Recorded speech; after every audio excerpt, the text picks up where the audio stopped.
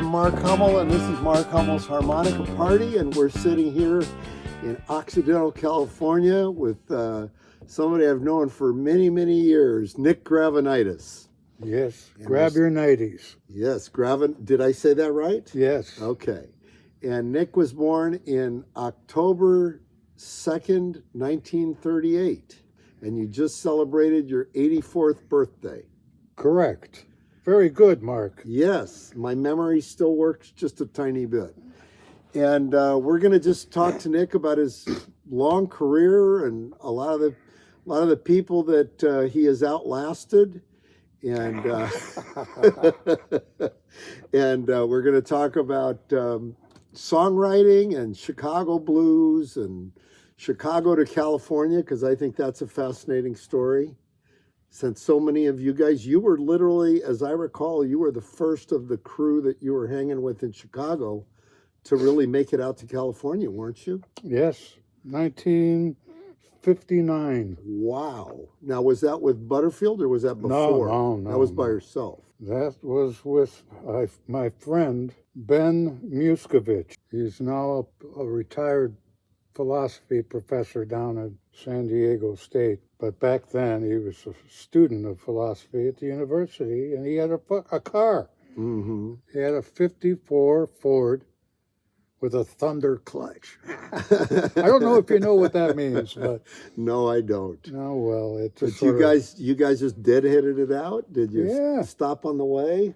Well, I was at that time living at the University of Chicago at the Phi Kappa Psi fraternity house. That was a notoriously wild fraternity house. I think Animal House was patterned after that fraternity house. It was that wild could be. period of time, history at Chicago, you know. Do you guys have toga parties? No.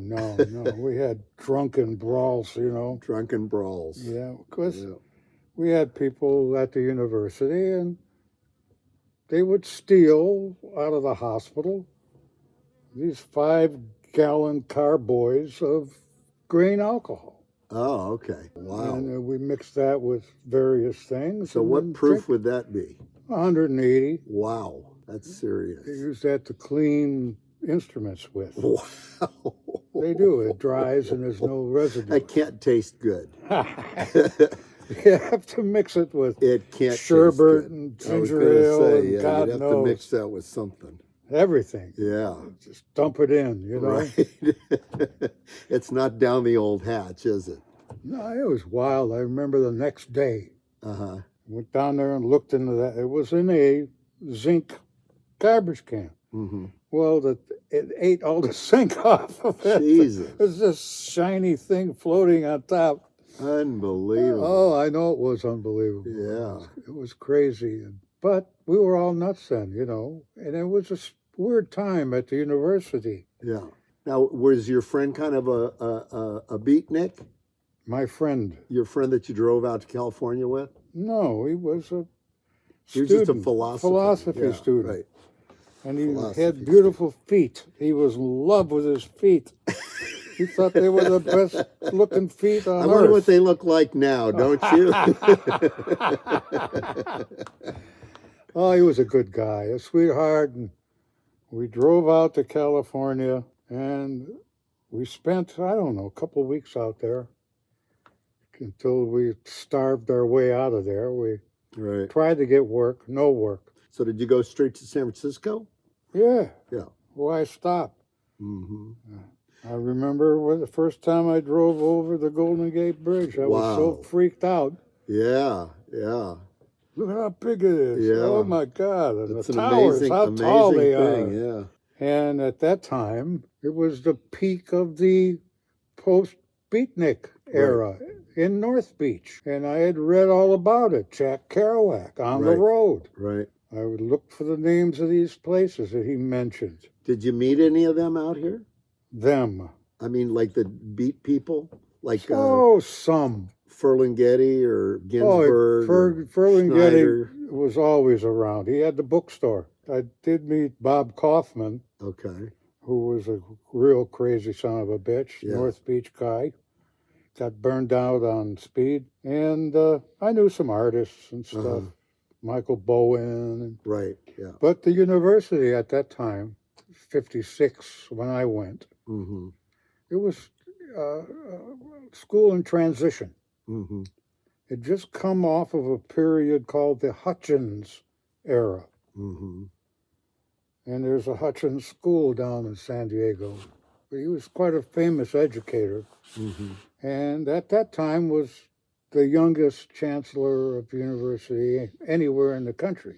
Wow. He was a young guy, 34 or 5. And he brought in all these strange, to them, rules. He wanted to recreate the university. And he did. First of all, he eliminated all the qualifications for entrance. Wow. If you want to answer, you answered. And if you passed, you're in. Right. That was it. Yeah.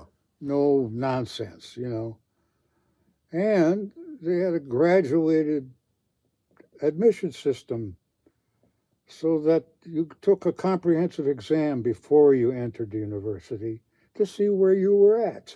Wow. And they would grade you. Now, if you were a brilliant mathematician as a kid, as a 16-year-old genius, right, they recognized that, and they'd start you off in your junior year. Wow. And that's really unusual. Yeah, and they do that. They place you that's in amazing. the university at the level which you were effective. Some went right to graduate school. And it was children. Yeah. They were boy geniuses, girl geniuses, right, applying for the university because they could. Yeah. Where else could they do it? And this was in Chicago. Yes. At University of Chicago. South Side, baby. Yeah. Hyde Park. Hyde Park, yeah. That's right. That's Obama territory now. I've been there. No, it was quite a strange area to be living in. Yeah. And you didn't have to go to class. That was not a requirement. Wow. The only requirement was the comp exam at the end of the year. Right. And that was your grade. Right. You didn't have to be there. So did you get your you graduated from did you? Tell me the truth. That's a joke. No, I was trun out. Right. Because I know Elvin Bishop said kind of the same thing. He just dropped out. Yeah. Well, I was supposedly thrown out. Were you? But they didn't have any evidence. No evidence. No evidence, but they couldn't did convict you. They did it anyway. That's all right. I was in the wrong place. Right. Eventually, I wound up on the north side, where the action was. And you grew up where in Chicago? What was the name of the area? Brighton Park. Brighton Park, okay. Which is right next, across the river, Chicago River from Bridgeport. Okay. Which is Daly's neighborhood. And so I lived on 35th. Daly lived on 36th. Wow. Daly lived on Emerald. Yeah. Of course. Pretty Irish. Close, yeah. You know, so. Now, was your neighborhood pretty mixed in terms of ethnicities? You crazy back? We're talking in the 50s. Yeah. Nothing was mixed in Chicago in the 50s. Right. Just a couple places. Yeah. Around the university, because it was a university and they had a lot of foreign students. Right. So it was mixed housing all around the university. And the only other place was on the near north side around the entertainment section down there. Where the head shops and all that stuff opened up. And that in kind the of 60s, action. Clubs and stuff. Right. That's where the best blues club on earth was. Yeah, Big John's. Big John's, right down there. Right. Now, was Mother Blues down there too? Yeah, Mother Blues. Mother Blues and Second City. Right. Right down the road. Right. It was all right there. There were other places around the corner. Yeah. And eventually, me and my partner and friend, Jeff Spitz, opened a nightclub there called the Burning Bush. Oh, okay. Yeah. Right around the corner from the other places. So it was kind of nuts. What was the club that Bloomfield was booking for a minute that was just a coffee house? Fickle Pickle. Fickle Pickle. Yeah. Yeah, that was Michael's entry into folk music. Doing shows, yeah. Well, Michael was a special character. I could go on and on about him, but Yeah. this is about us. And you guys were you're about what, 10 years older than pretty much that whole crew? Yeah, Yeah. 8 to 10. Yeah, Right. I had 10 years on him. Yeah. I felt it. I felt I was the older guy. Right. You're kind of, in a sense, you were almost their mentor. In a sense. And they looked at me up to me. Looked up to you. Yeah. Yeah. And you apparently met all the blues guys prior to them meeting people like Muddy and so on, didn't you? Oh yeah. Yeah. Yeah. Did you meet them in the 50s? No, in the 60s. In the 60s. Okay. In the 50s, I was still a hoodlum. Uh-huh. With a brain. A bright hoodlum. Bright hoodlum. And you can go a long way like that. I know. Look at now, the contemporaneous situation. Right. Yeah. There's a lot of bright hoodlums out there right now. Yeah, well, they're all in the GOP. Yeah. Yeah. Oh, no.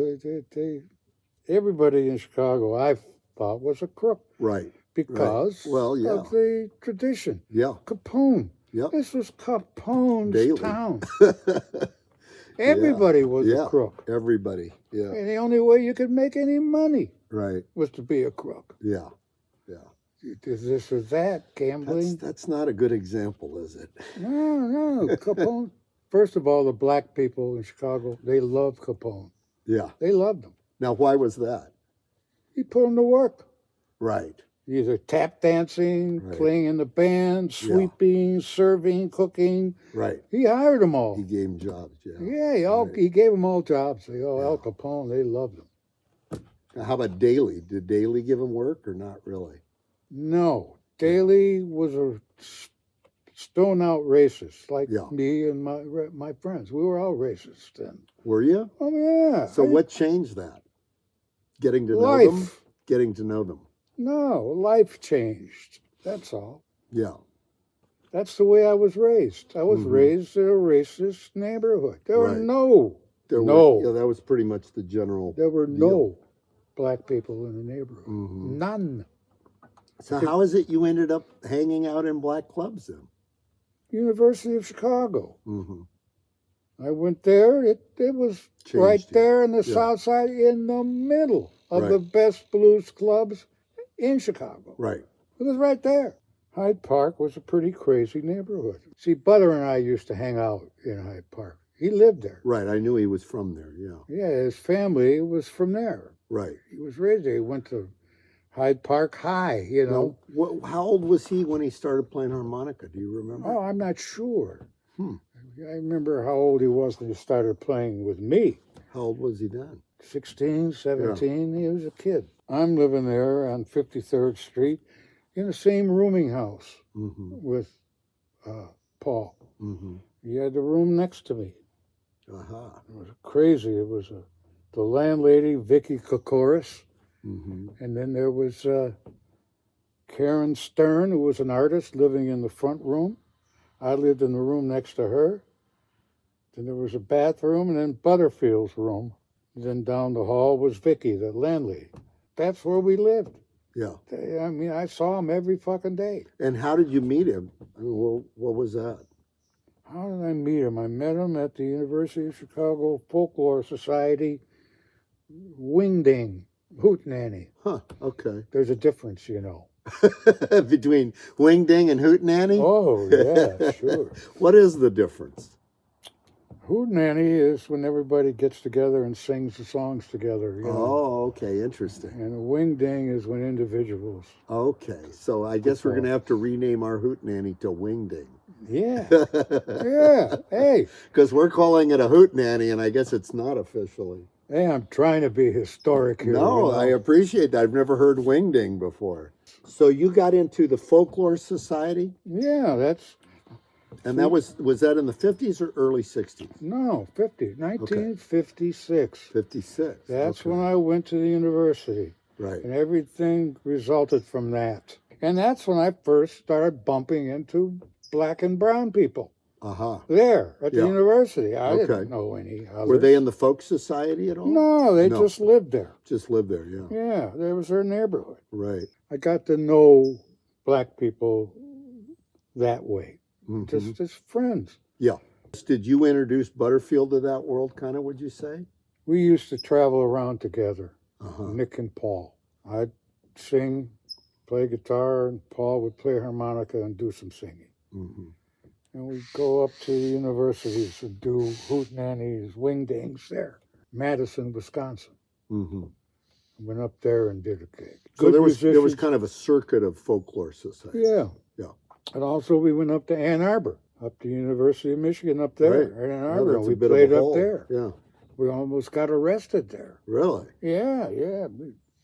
We were hiding around on the campus before, so it would get dark and they wouldn't recognize us. We wound up playing. That's where I met Billy Roberts.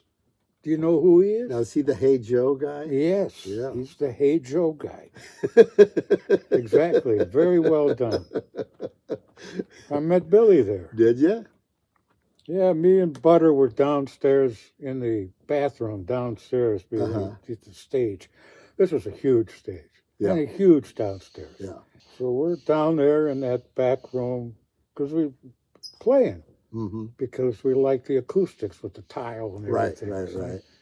the door opens up. There's Billy Roberts' face. He says, "What's going on in here?" And that's how I met him. But he went nuts, and so Did he? yeah. Did he end up out here? Oh yeah, Yeah, sure. he ended up in San Francisco? Oh yeah, he played around. Yeah. Sure, I've got videos of him and I play together at Wow. the old Waldorf. Wow. Oh yeah. This is part 2 of Nick Gravenites on Mark Hummel's harmonica party. And we were talking about Billy Roberts and Ann Arbor when he walked in on you and Paul Butterfield. Was this in the 50s or was this in 60s. 60s? About 60, 61. I'm vague now. Yeah. Do you remember how you got your work like in these folk societies? Did you call them up or did you have an agent that would do it or? No, remember we how that were worked? we were getting to be known as a hot little duo. Oh, okay. We used to do this Nina Simone song called "Flow Me La." Flow, flow, flow me la, flow, flow, flow me la, flow, flow, flow me la, flow, flow, flow me la. Man, you guys were hip back then, weren't you? I'd do the guitar, Damn. and then Paul would do the Hip as harmonica. Nina Simone, man. That's how he started with improvisational on weird themes Right. on that song. Exactly. Play, Yeah. See, now I heard the same thing about East West, that you kind of came up with that concept of that song. Is that true? Yes. I wrote a song called "It's About Time," and that was the basis of that. Aha. And when I played with Bloomfield in '65 or something, Yeah. we worked that song out. And then he'd improvise on the instrumental. Right. And that's how East West started. Kind of get into the almost Indian raga type stuff. Yeah, on it. he was like, that's how that started, East Yeah. West. Yeah. So in a lot of ways, it was like you guys were not just traditional blues guys. You guys really went into a lot of different avenues of music. Well, that's you folk know. music Yeah, for you. because of folk music. Yeah, Yes, we did all exactly. kinds of stuff. Yeah. We did songs from the Boer War. Really? Yeah, sure. Wow. Yeah, we are marching to Pretoria. Sure, we do that stuff. Are you pulling my leg on? No. We do all kinds of stuff. Okay. We did flamenco. Did you? Well, I think that was one of the things that kind of probably made you guys so popular when you came to the San Francisco area. Well, I don't know. Adventurous, I should say. Well, that was Butterfield and Bloomfield. So you were doing Nina Simone songs at some of these folk societies. Yeah, and Paul would do these long instrumentals, and that's really? Okay. how. Yeah.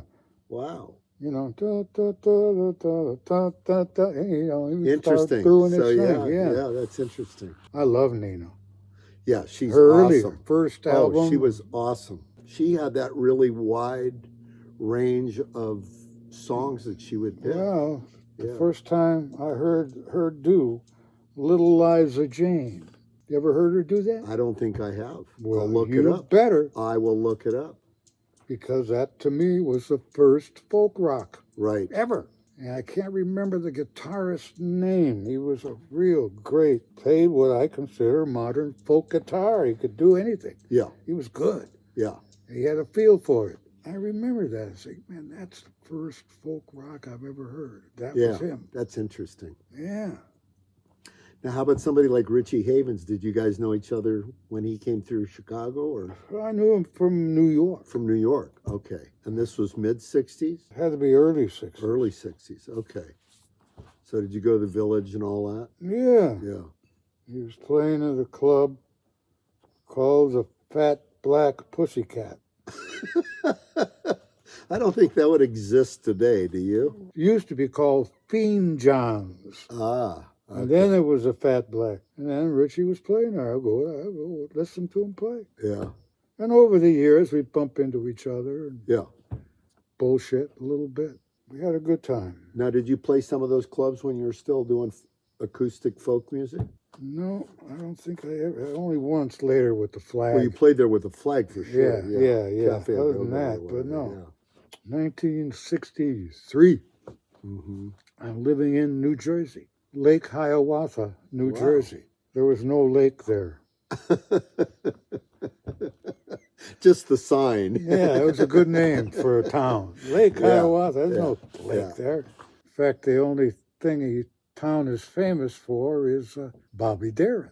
Ah, That was his hometown. Okay. And I was living there with my friend Ira Nelson, but mainly his family, Max and Sonia. They were building a brand new store, wrecking the old one, building the new one next to it. And then Ira got drafted. So Ira called on me as a friend to come and work at his family's deli and liquor store in Lake Hiawatha, which I Wow. did. Yeah.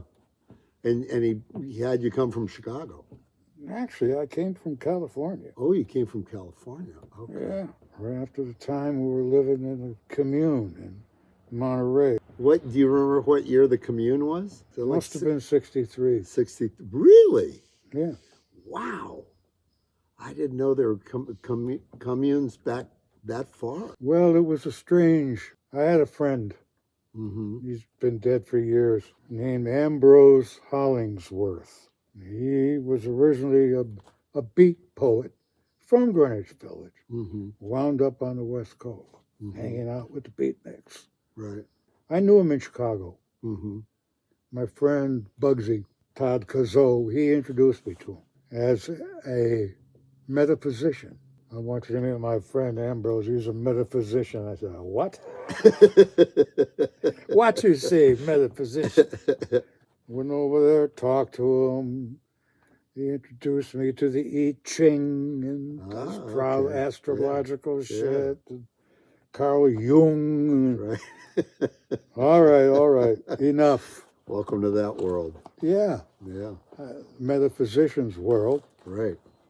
And so later, I get a call from Bugsy, Todd, and he said, you got to go talk to Ambrose and his wife, Arlene, and their baby daughter, Alexandria.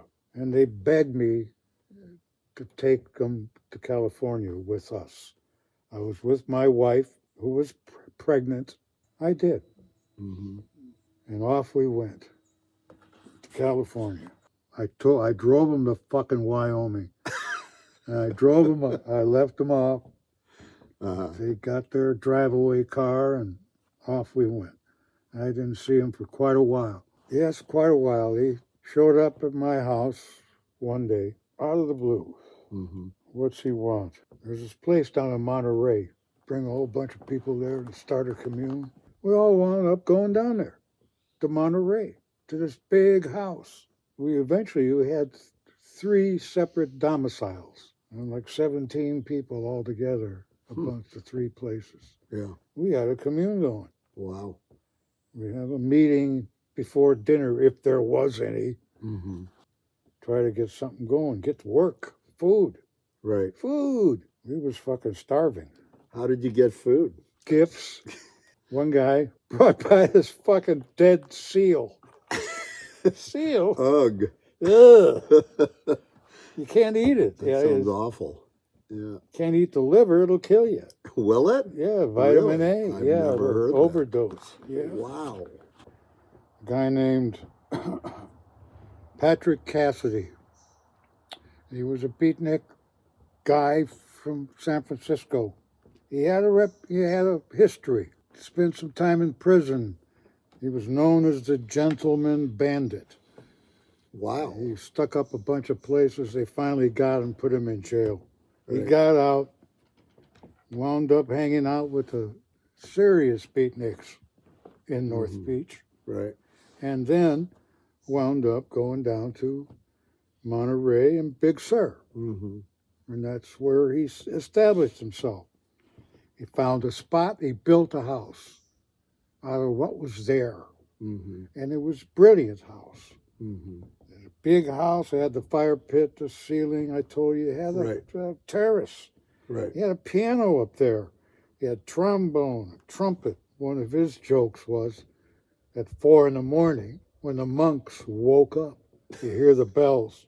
He'd get up with his trumpet and his horns. He'd give me the horn. Play. I says, how do you play? I says, well, he says, I learned from the Chinese in Korea. They just blow. Oh, okay, blow. So we wanted to harass the monks. Bet the monks love that. Yeah. Oh, yeah, he was great. He had a bound edition, a Bollingen's edition of pressed plates, not bound, plates of Ramesses VI's tomb. Wow. And so I'm leafing through these plates, and I got a feeling that I knew these people. Wow. They were like normal, everyday people with a sense of humor. After we woke up the goddamn monks, Patrick, he wound up starting growing pot down there. And he had a forestry service called Tree Bones. Tree Bones and pot. And he's the guy that started the annual pot party down there. Really? The harvest party. And it was going great until some asshole put it on the internet. Well, it wouldn't have been the internet back then. It would have been something else. He put it somewhere. Yeah, but yeah. He Newspapers or He something. fucked it for everybody. He stopped to. Right. Had to. Thousands of people were showing up. Really? Oh, yeah. Wow. Oh, yeah. Now, did you ever perform at those? Not at those particular ones, no. Mm-hmm. Various ones around. I did some Hell's Angels gigs. Right. Those are interesting. Yeah, I bet. Now, was that the San Francisco Hells Angels or Oakland? Both. I used to do benefits. One, they were auctioning off this Chocolate George, I think it was called. They were auctioning off his bike. He died. Huh. He got killed. Yeah. I had tickets. And I'm saying, please, God, don't let me win this bike. Because if you win it, right, you have to ride it out of it. Yeah. I wouldn't get on that bike. Right, So right. thankfully, I didn't win. Got out of there. Did one in the middle of the woods. Uh-huh. Out near Santa Cruz. Right. Someplace out there. Did a show for the Hells Angels. Right. But I didn't have my regular piano player, so I got this guy by recommendation. Yeah. It was a mistake. The guy was a flake. Right. He kept flaking, and I kept getting pissed off, and I shut the band down. Right. That's it, I've had it. Yeah. This angel comes up to me and says, hey, what'd you guys quit playing for? I said, I'm sorry, but this guy he's got me so freaked out I can't play. I have to shut it all down. He says, what guy? There's a guy over there. I says, oh. He says, do you want me to take care of him for you?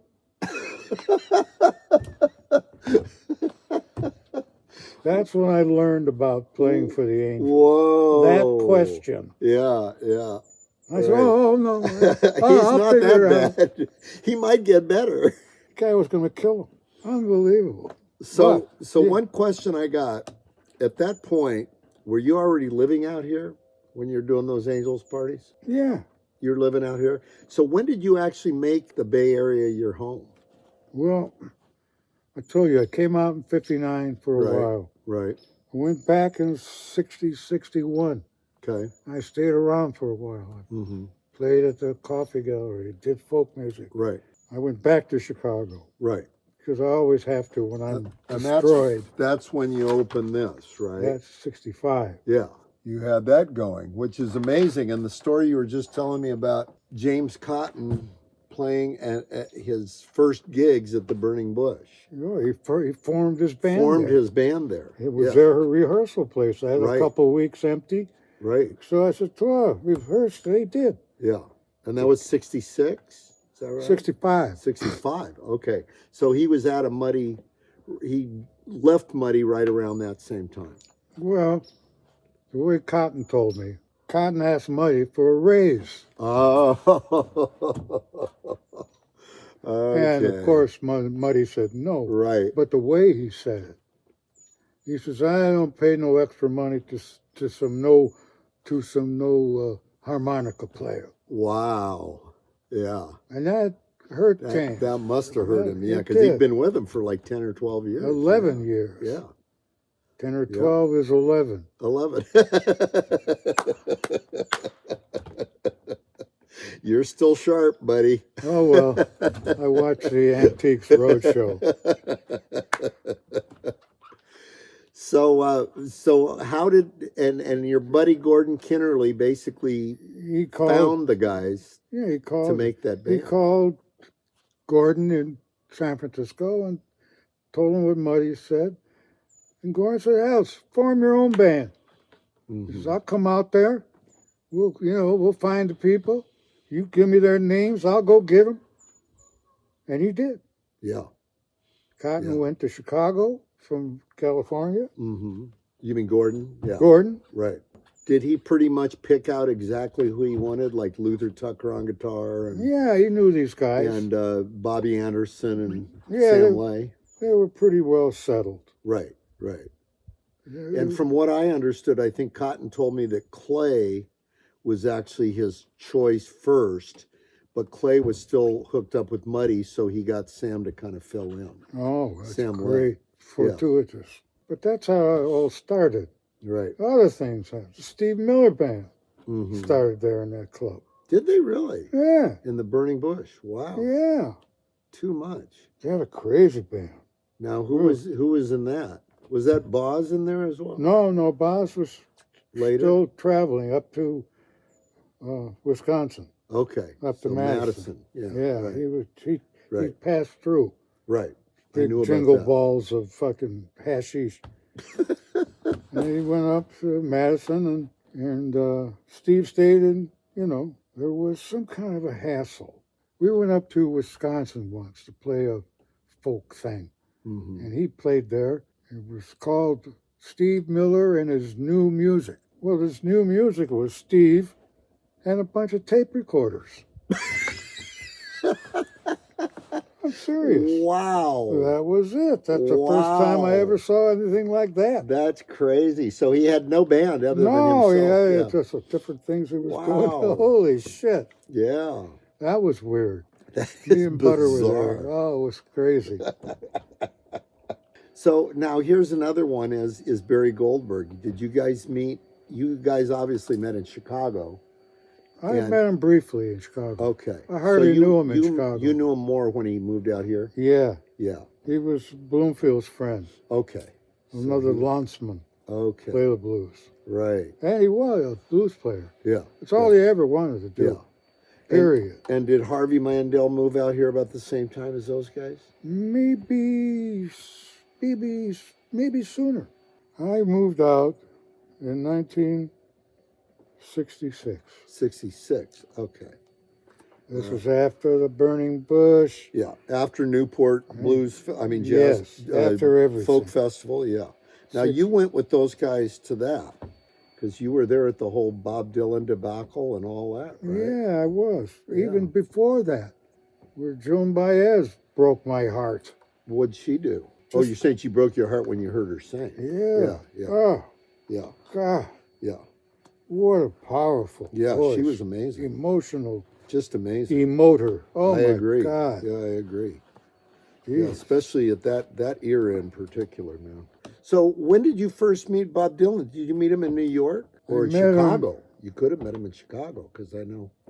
I didn't meet him there, though he was there. He did play there, yeah, because Bloomfield met him there. Yeah, I know. Grossman. Right, through Grossman. Yeah, no, that's another story. And that's another story. I was going to His say you were there. His club in Chicago. Gate of Horn, yeah. Gate of Horn, that whole story. Right.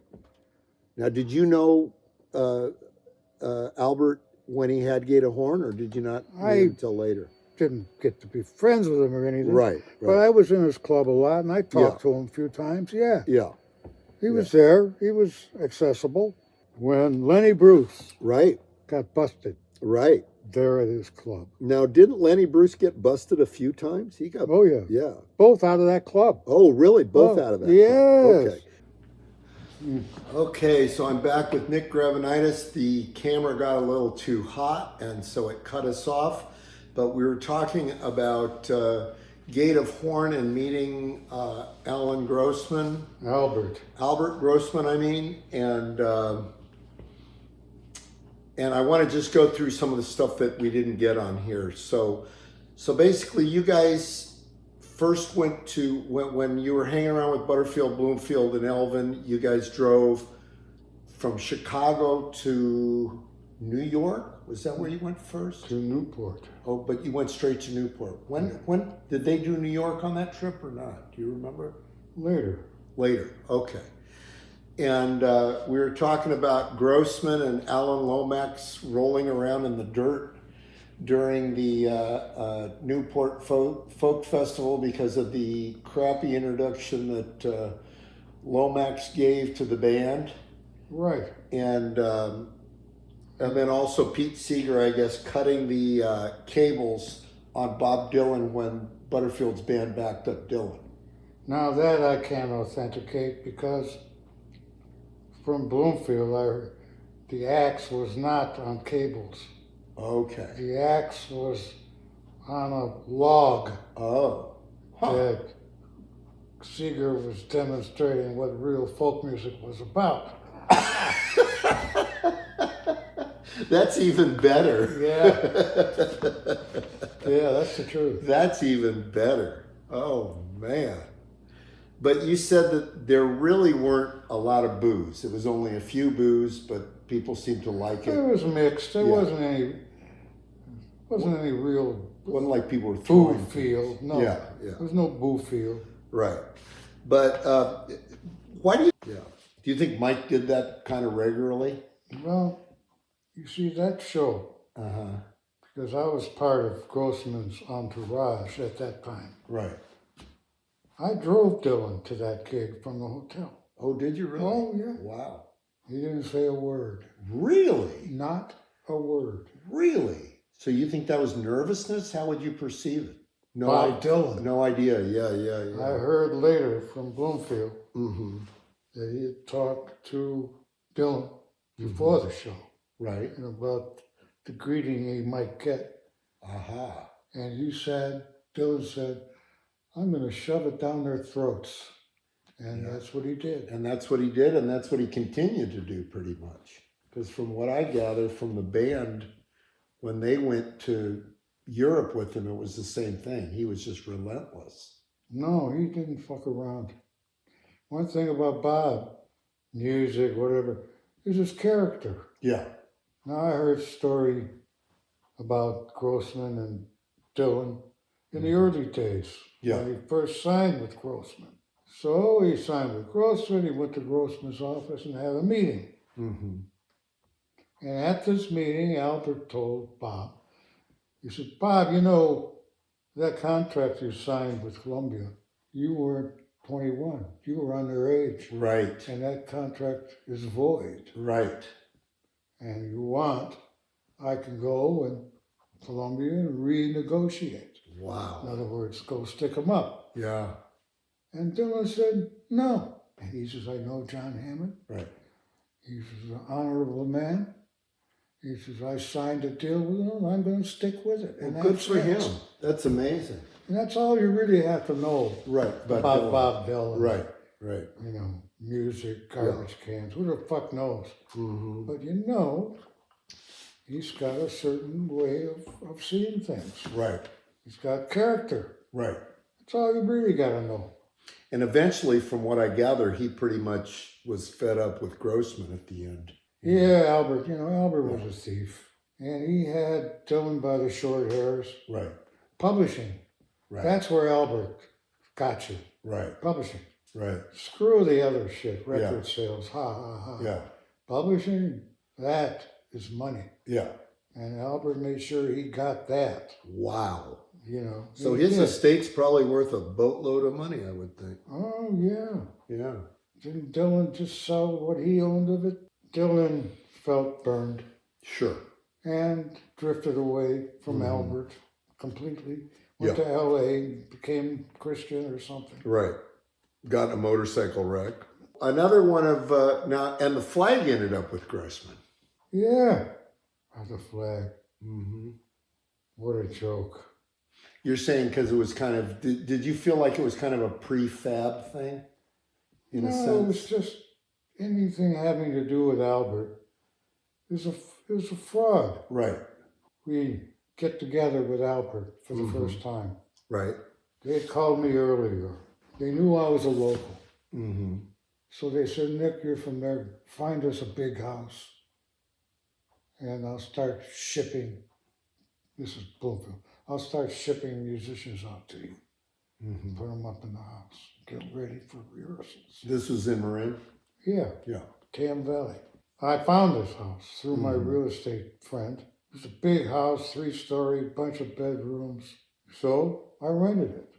Nobody in the band was supposed to arrive for a couple weeks, so I had an empty house there. Well, early one morning, I hear a knock at my door. Open the door, and there is Roscoe Mitchell, Lester Bowie. These are the AAA. Okay. The American Association for the Advancement of Colored Musicians. It was a Chicago bunch. And they were all jazz guys. Uh-huh. Roscoe, famous jazz guy. Uh-huh. Lester Bowie. I've heard of him, yeah. Well, Lester was famous. Yeah, yeah. So they're at my door. Mm-hmm. Say, hey, what's going on? I say, hey, Nick, we had a gig in St. Louis. Now they arrived in a green Bentley, by the way. Wow. Yeah.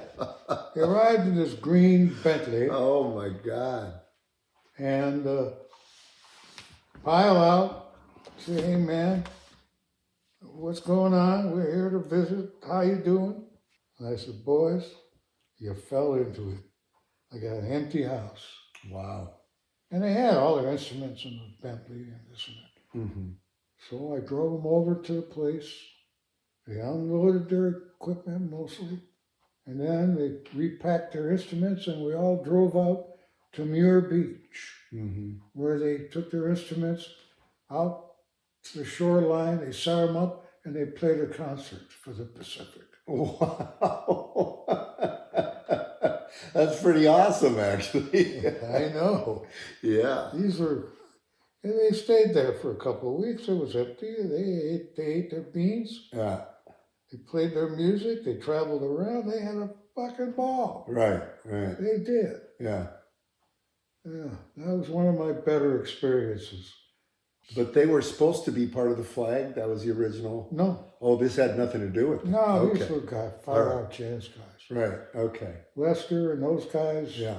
Roscoe, Right, they were Chicago right. kids. Right, And they went to Chicago schools, right, which had the best music departments in the country, right, in Chicago. right. They all learned their, by the time they graduated high school, they were way behind bebop, jazz, all Right, that stuff. right. They were doing experimental music. Yeah, Really. yeah. Sun Ra type.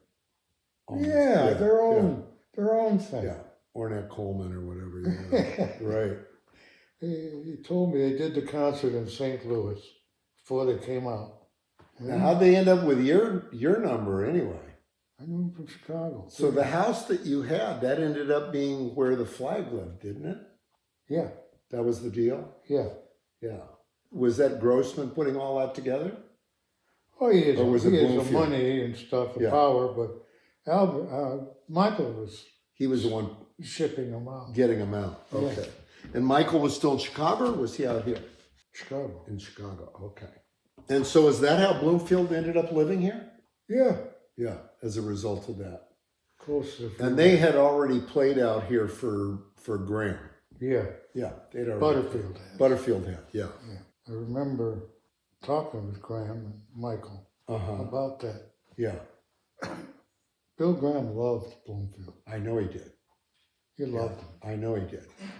It's more than liking. He Yeah. loved him. Yeah, Like a son. right. And Bill says, "Oh man, you guys are the greatest band I've ever heard." Mm-hmm. He says, "Oh, you're fabulous, would you?" And then Michael said, "Oh, you ought to hear the guys that we learned from." Right. Huh? Who? He didn't know. He didn't know. He says, "Well, I'll give you Yeah, people like Hollywood, yeah, people like Muddy Water, yeah, people like John Lee Hooker." right. Bill never heard of these people. Right, He said, "Who are these people?" He right. says, "They're the man I learned from. These are the people we learned from. And here's the phone number of Muddy Waters' manager in Wow, New York." wow. Bingo. And he just started calling everybody. That's it. Yeah. That became the blues at the Filmore. Right. So you had that mix of Chicago with the West Coast as soon as that happened. I guess, yeah. Pretty much. But it turned out Bill Graham loved him. Oh, fuck. Now he had Right. a whole roster of bands Otis he could Rush hire. and yeah. Because he was up against it in San Francisco. Because of the Avalon? Or No, what? only 3 or 4 bands. Oh, right. Not enough groups. Yeah. Right. So they had Right. him over a barrel. Yeah. So Yeah, screw that you. makes sense, I'm right. bringing in Muddy. That makes sense. I'm bringing yeah. in Albert King. Yeah. Yeah. Oh, he did. Interesting. Cut him up. So the blues guys really kind of added to his war chest in a way. In a way. Yeah. In a big way. Absolutely, yeah. Absolutely a big Right. way. That's how it got started. How do you think B.B. King got on TV? I know. I heard B.B. King drove up to that gig and he thought he was at the wrong place. So he saw all the hippies lined up outside and he was like, I don't think this is a place. Well, those were the times. Yeah. They were interesting times, Yeah. I thought. Yeah. Hell yeah. Did you go see B.B. when he first played Yeah. here? Yeah. Yeah, went in the back room where Michael and B.B. were there. Right. And Michael introduced me. B.B., this is Nick. Right. Blah, blah, blah. Pleasure to meet you, blah, blah, blah. We're back there talking. Eventually, a later show, Mm-hmm. when Albert had come out to visit me when I was living in Tam Valley. Right. I had a little house there before I moved to my other house. Nice place. Mm-hmm. And Albert would come over and smoke pot, Mm-hmm. because he knew I always had. Albert Grossman? Yeah, Yeah. we'd hang out and smoke. Right. And he said, "Nick, I'm here to see Paul over at Winterland. He's Mhm. doing a show. Right. I'm going to show up." He says, "You want to come along?" Mm-hmm. And I said, "Albert, I'd love to, but I can't." "Why?" He says, "Because bad blood between me and Bill Graham." "Why? What happened?" I said, "We had a big tussle when Janis Joplin came to visit him at the Filmore, when B.B. was playing, Mm-hmm. and the Electric Flag, Mm-hmm. and he wouldn't let her in the club, threw her out. Why? And she ran off down the street crying. I'm up in the back room talking to Mike and the people there. Sunshine, that was Janis's good girlfriend, Mm-hmm. came in and said, "Hey, Bill just threw Janis out." I said, "What? Tonight? Why? Wait, I don't know why. He's being an asshole, like he usually is." Mm-hmm. And I started cussing Bill out. Mm-hmm. Fat asshole. Yeah. Now he's just throwing out some hippie crazy fire. But she's a fucking blues singer. Yeah. And she's part of my tribe. You don't throw her out of the place. Right. She came here to visit with her tribe. Yeah. And then someone points over my shoulder, and there was Bill, standing there, listening to her. Yeah. I turned to him, I said, yeah, and that's just the beginning. And I cussed him out some more. I did. Wow. And he looks at me and says, I'll get you for that.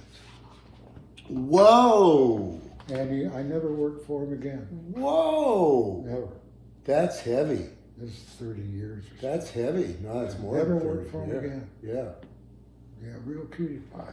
Wow. So that would have been like 69 or something. 70, something I like don't that. know. Well, she was dead by 70. So. Yeah, so it was early. Yeah. 69-ish. Yeah. Butter was at Winterland. Right. It was a weird gig. Was it? Yeah, I told Albert, I said, listen, I can't go. So much bad blood between them that if he goes off on me like he went on Janis, Right. I'm going to kill him. Yeah. And I had the gun to do it with. I did. I showed it to Albert. Wow. 45 duraluminum frame with super valve fucking dumb bullets in it. You know. Yeah. Wouldn't have been much Colt left. Commander. Colt Yeah. Commander. Wow. Shoot flame with fuck. It was just, this was the gun. So I told Albert, so I'm taking this gun as a gig. Wow. Okay, whatever. Damn. But he told me, he says, Nick, don't worry. He says, I've got him so bad that even you would feel sorry for him. That's what Albert told me. Oh, okay, let's go. So what happened afterwards? I mean, you said you never worked there again. How come Albert didn't fix that? I didn't ask him to. Oh, I didn't okay. care by that time. Yeah, by that time you were fed up. Yeah, Yeah, so yeah. I get to the gig. I got my gun in a side holster. Right. Quick draw. Yeah. Right there. Right. And I'm there. And Butter calls me up on stage.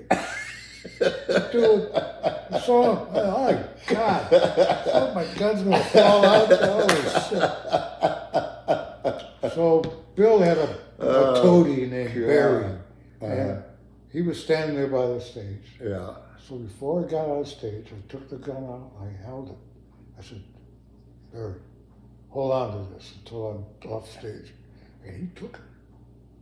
I got up on stage, I did my 2 numbers, I got back off, he gave me the gun back. Wow. Now, this is Bill's toady. You don't think Bill heard about that? Yeah, he definitely heard about it. Yeah. I know he did. Right. Right. He So heard that about cemented you not working there again. I was ready to kill him. If he got down on me in Yeah. front of my friends and shit, I was going to shoot him. Well, it's interesting. He just said, "I'll get you for this," and that was the end of it. Well, I had never worked for him again. Yeah. So now, is that when you started working at places like Keystone in San Francisco? I was with Michael when we were playing Filmore West, Mm-hmm. you know, the carousel ball. Right, Yeah, carousel, yeah. yeah, we were playing around, you know. And Michael said, Nick, you remember the old days? We would find a nice blues club. We'd play and all this bullshit. Right. I said, yeah. He says, you know any places like that? I said, I'll think about it. I'll go down to North Beach and sniff around, because that was my old stomping ground. Right, right. So I'm walking down Vallejo, and who do I bump into but Jimmy Moscoso, Good memory. his brother Victor, Mm-hmm. a famous hippie artist, Victor Right. Moscoso. And his brother Jimmy was a bass player for Cleveland Wrecking Company. I saw him walking down the street, down Vallejo. We talked. I said, hey man, you know any places around here, any clubs, you know, we can get something going, I can bring Bloomfield down and play. He says, oh yeah, it's right down the street here, a place called the Keystone Corner. Oh, okay. I went down there. Went in there. Freddie Herrera was Freddie in there, Herrera, you know, right, and, yeah. and his brother, Leroy. Right, right. And they were both contractors. They did contract work. Mm-hmm. Leroy was doing some plastering in there. Yeah. I mean, I walked in, I talked to Freddie. I said, Freddie, I'm good friends with this great guitar player, Mike Bloomfield. We're playing the Filmore. And he said, I said, listen, we'd like to come down here and play in your club. We'll split the money. He says, we'll take the door, and you take the bar. Well, it started. Yeah. Started to do well. People started to figure it out. From that spot on, we got Alvin Bishop. He moved into the club. He had a big room, had a bed, stove, Right. bathroom right there in the club. Right. He moved it, that was where he lived. Yeah. He lived at the Keystone corner. And then his relationship with John Lee Hooker. Right. And he brought Hooker down. Interesting. And then that's how it all started. And all of a sudden, boom, Yeah. it was Blues Central. Right. You know, that's how that started. Yeah. Michael, Yeah. the instigator. Well, Michael was a charismatic person. Yeah. Yeah. People wanted to be around him. Yeah. He was nuts. He had a lot of good fun with him. Yeah. I had great times with Michael. Oh yeah. But the Keystone, that's how that got started. Yeah. And then you guys started playing the old Waldorf not long after that, didn't you? Yeah, we played the original old Waldorf. And then, I forget his name. The owner, Yeah, Jeff something? Jeffrey, yeah. Jeffrey. Jeffrey and Michael hit it off like peas and carrots. Right. They did, they hit it off. Jeffrey said to Mike, he said, man, I'm thinking maybe about getting into this place down on the Visadero. I'm not Visadero, but the Oh, right. Front. Off Battery and stuff. Battery. Right, right. Where the second club was. And Michael said, absolutely. Yeah. Don't even think twice. Yeah. Just go ahead and do it. That was a big room. And he did. Yeah, it was a big room. He Nice did. big room. Yeah. He did well there, and eventually Bill Graham bought him out. Aha. Okay. That's what happened. So Bill Graham pretty much eventually usurped everybody around here. Yeah, that's what killed the scene. Yeah. But No. you ended up in the band after she passed, right? Yeah. Yeah. How long were you in Big Brother? Oh, not long. Yeah. 9 months, something like that. A year. And did you start? How did your production stuff was basically was James Cotton one of the first albums you produced? First album I produced was, I think, I did Brewer Shipley. Oh, okay. One Took Over the Line. Right, right. That was We huge. did that in San Francisco. Right. How you've kind of gotten the inspiration for writing? I was always creative with language from my high school days.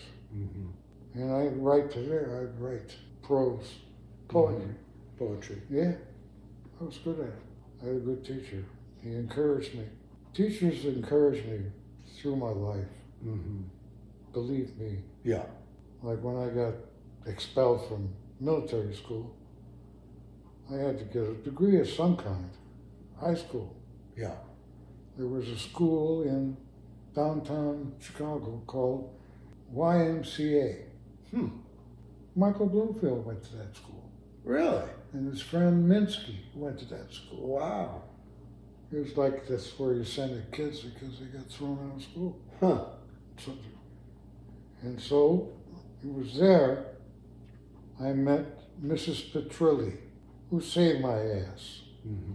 She made me her project because the stuff I wrote in her class, she really liked it. Thought I had talent. Interesting. And then I became her project. She was going to get me into the University of Chicago. Wow. Even though I had the disciplinary shit and this and that, didn't have the paperwork. She was going to get me in. Yeah. And she did. Wow. Incredible. I love that woman. Yeah, I bet. She changed my whole life around. She invited me to Hyde Park. So what do you remember being the first song you wrote? Song, It's About Time. Oh, okay. Yeah. Someone one has mentioned that song to me just the other day, actually. Said that's one we should do. That was the original basis of East West. Right. I remember the first time I had my name on a record was Born in Chicago. When I bought the record, Right. had to have it. Went Right. back, opened it up, written by Paul Butterfield. You told me about that. What? You told me about that. So that was Yeah. instant theft. Right. Instant theft. But they had to change it right away. No, it was with East-West. Same thing. Same goddamn thing. Unbelievable. I had to call them and cuss them out. And this So and did that. your name end up on East-West? Absolutely. Okay, good. All right, good. I wouldn't stand for it. I don't blame you. That's horrible. And here it's the guy that you basically mentored. I know. Yeah, it's equally awful. That was my introduction To the music business. Oh, it is a public business.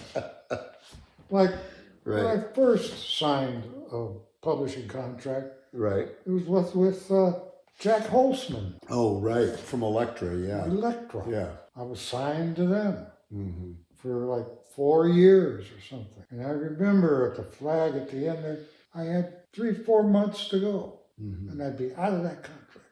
Albert said, no, we can't let you do that. You're going to have to sign over those songs to me. God damn. Yeah. Unbelievable. So I can hide them. Jesus. And we'll find a name we can put them under. It was Ron Pulte. That's who ended up getting the name on there? Yeah, that's who wound up getting the name on it. Wow. So everything having to do with Albert Grossman in business Was is a fraud. theft, yeah. He figured out Yeah. ways to steal from him. Right. He'd lie. He'd Right. thinking back on it all, I don't blame him. Really? Yeah, what else are you going to do? You're just saying because of the business the way it Yeah. is? Yeah. It was so loaded with that already. Yeah, he was playing Yeah. with all these guys who Yeah. were playing the same game. Right. Exactly. Oh my God. Yeah. Well, Albert, You know. he was a crook, but he was a smart crook. He was a smart crook for sure. Yeah. He Yeah. wound up with all the publishing. And he Wound up with Dylan's yeah, publishing. he wound up with basically like all the late 60s acts. I mean, of any name. I know. Yeah. You guys and Butterfield and Cotton and Joan Baez. Joan Baez, Peter, Paul, and Mary. And the original, Odetta. Odetta, right. Don't forget, he Right. married her. Did he really? Yes, he did. I didn't know that. Yeah. Whoa. I remember the other story you telling me was the one about Butterfield, when Butterfield owed all this money to his band. And basically, Albert told him, I'll pay you the money, but you have to break up your band. He says, no, I'll pay you the money, Yeah. but you can't give any of it to the band. Yeah. That's That just so incredible. Uh-uh. Yeah. That broke up the band. That broke up the band. And he didn't want to. No, he was Yeah. crying. He was crying. Yeah. Begging Albert. Yeah. Albert said, no, that's it. That is so awful. That's business. Yeah, it is I mean, business. you know. And I mean, the fact is Better Days was a great band. Yeah, it was. It was a great band, but that's not the way to go about business.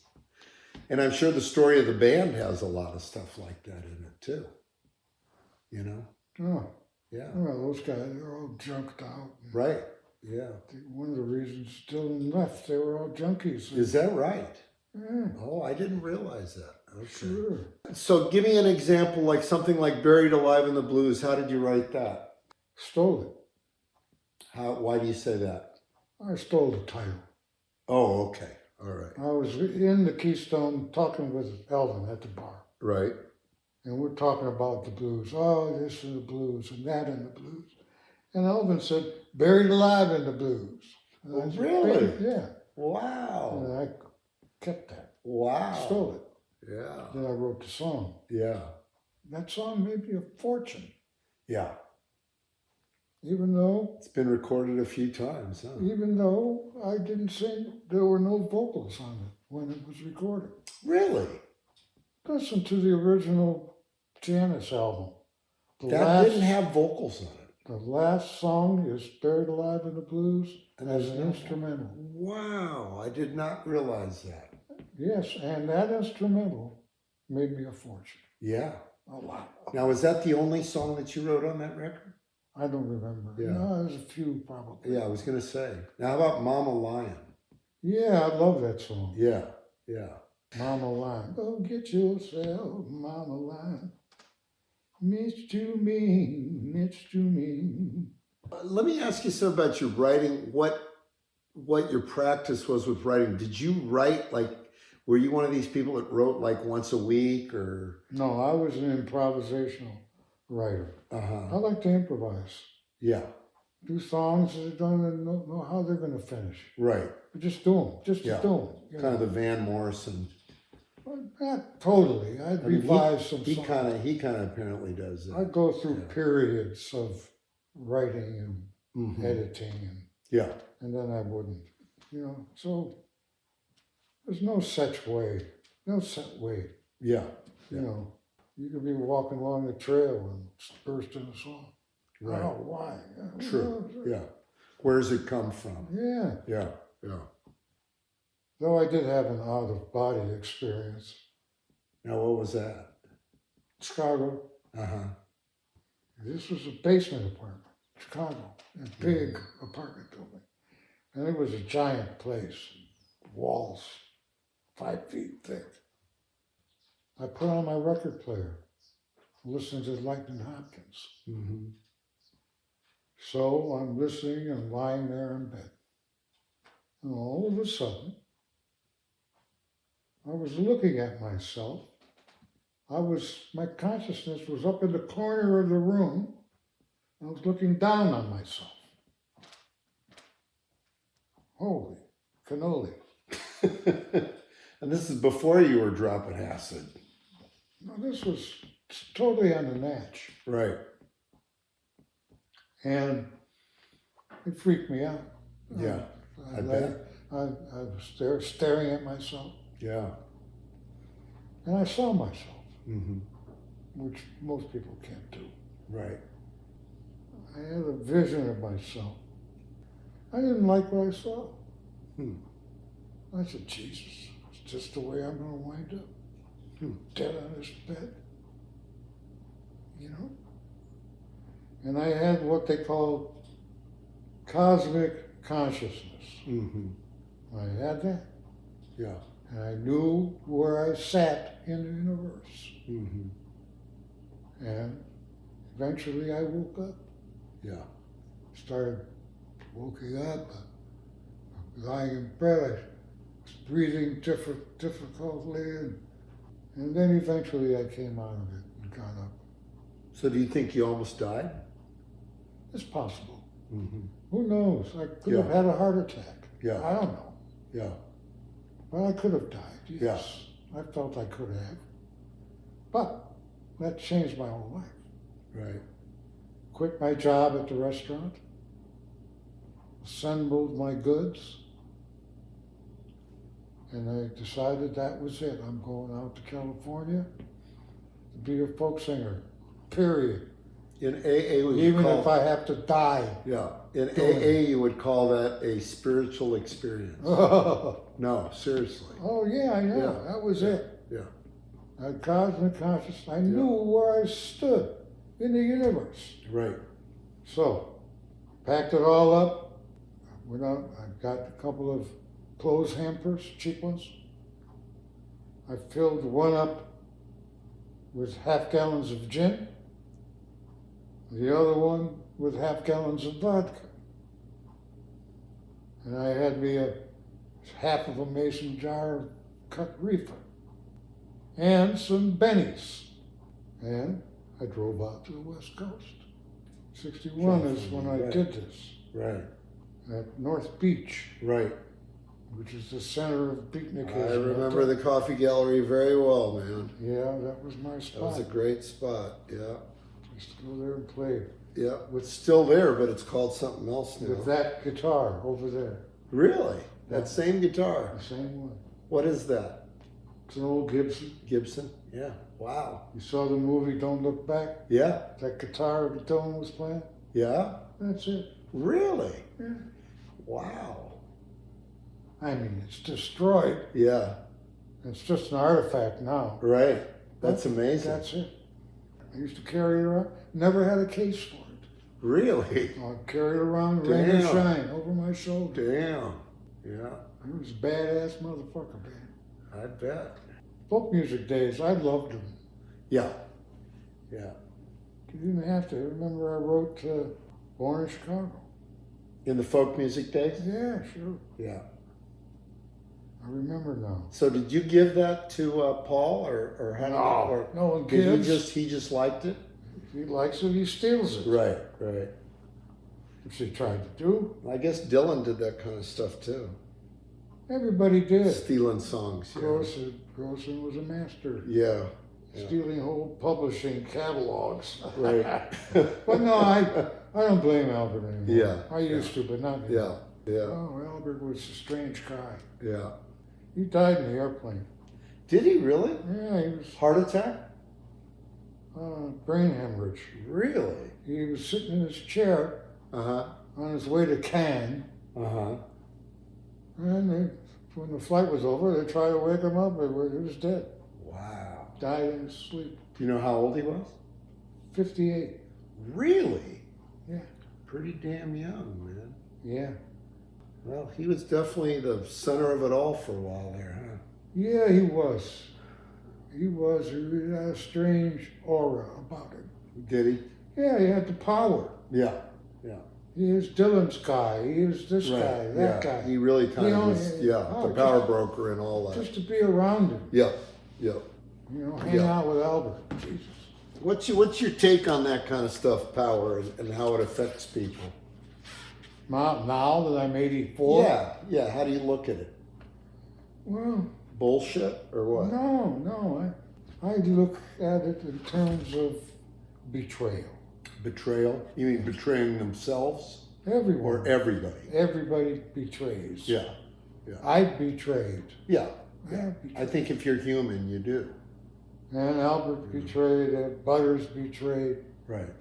I remember talking to Dave Getz about Albert. Right. And his relationship to Big Brother. Right.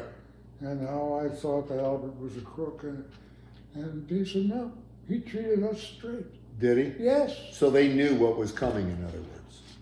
You know, when they broke up and Right. this and that and this and that. Right. Albert treated them straight. Right. He didn't hold it against him. You know, he didn't try to cheat him. Right. Resentment, my ass. Yeah. Cheat him. Fuck resentment. Yeah. You know, what good is that? Right. One question was when you guys did the tribute to Muddy on PBS. Yes. And you had, I think it was Butterfield, you, Bloomfield, Junior Wells, Dr. John, and am I missing anybody? The bass player. Dixon. Was Dixon on that? Yes. Wow, okay. Willie Dixon would play All right. bass. So was that something you cooked up, or was it somebody else who cooked that up? I don't know. I never cook anything up. Yeah. Well, did Bloomfield have anything with getting that going? Well, he always does. Yeah. He was a big name. Right. He was Muddy's boy. Yeah. He was. Yeah. I got that. Yeah. Muddy I got considered that. Michael a genius. Like a son, yeah.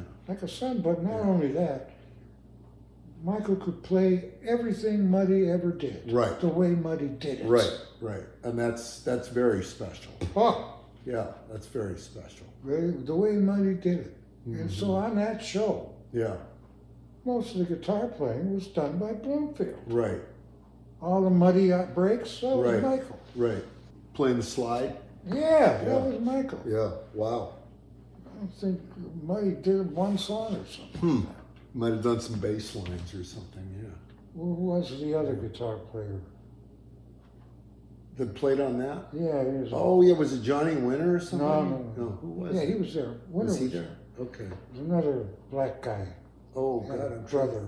trying to think of who. I don't know. You'll think of it. Yeah, okay. Was Buddy Miles on that or not? Yeah. He was, okay. Yeah, Buddy Yeah. was there. Right. Dr. John, I remember Dr. that. John, for Yeah. sure. Yep. So we're in the back room, hanging out, Right. right? Buddy, me, Michael. Who walks in? Muddy walks. Looks around, walks right up to Buddy Miles, points his finger in his face, and says, if you pull any of that bullshit drumming on me, you'll never work again. You got that? Yes, sir, Mr. Waters. That's the truth. Wow, I believe it. Muddy told him, he said, I you believe fuck it. with me, you'll Yeah. never work again. Wow.